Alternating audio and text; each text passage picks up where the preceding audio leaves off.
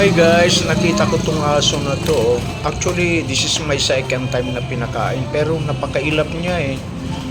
Kung titingnan nyo guys, ang dami niyang kuto, ang dami niyang garapata sa katawan. Pero ang hirap kasi siyang lapitan. Yan, katulad yan oh, nakikita nyo. Ang dami niyang garapata, hindi lang dyan, dun sa tainga niya. Nag-iisip nga ako kung paano siya maalis sana yung kwan niya.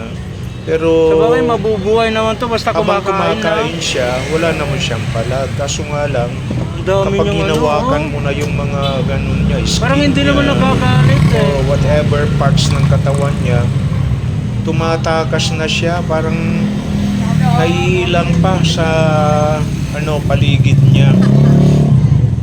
Nakakaawa naman tong aso na to. Kaso nga lang, iniisip ko kasi, o yan yung ganyan, o di ba nakita nyo guys, hinawakan ko Tanggalin yung natin skin yung niya, ano mo. yung sa mayroong Ang dami niya rito, garapata.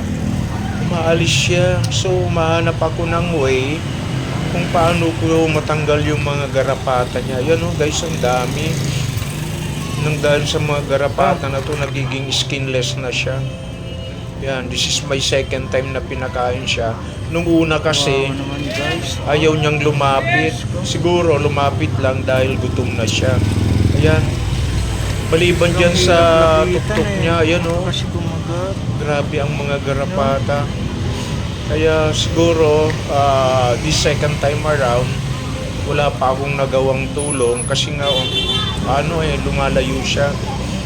Baka yung susunod, maghahanda ako ng tali, tatali ko siya. Pagkatapos balak kong yung tanggalan ng mga garapata. Kasi ang dami niyan sa katawan, grabe oh. Tanggalin to no? Yung kinakain niya, doon din napupunta yung mga dugo. Yan. Ganyan siya kailap guys kapag may mga taong dumadaan. Ang dami sa leeg niya, Maalis na grabe. siya. Kaya sana yung bukas, kapag kumain na siya, ma-entertain ko siya. Ayan. Tulad yun, no? Kakaawa din naman kasi nga kailangan din niya mag-survive. So, walang ibang paraan kundi tulungan natin siya.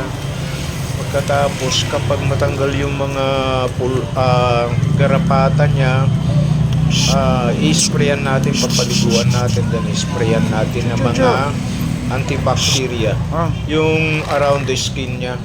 Tatakot siya sa Nakakaawa tao. naman siya. Pinabayaan na lang siya ng mga nag-aalaga sa kanya. Ayaw mo na? Ayan. Ayan na, umalis na siya. Paalis na. Natakot kasi sa tao. Ayun na, umalis na siya. Kasi tapos na.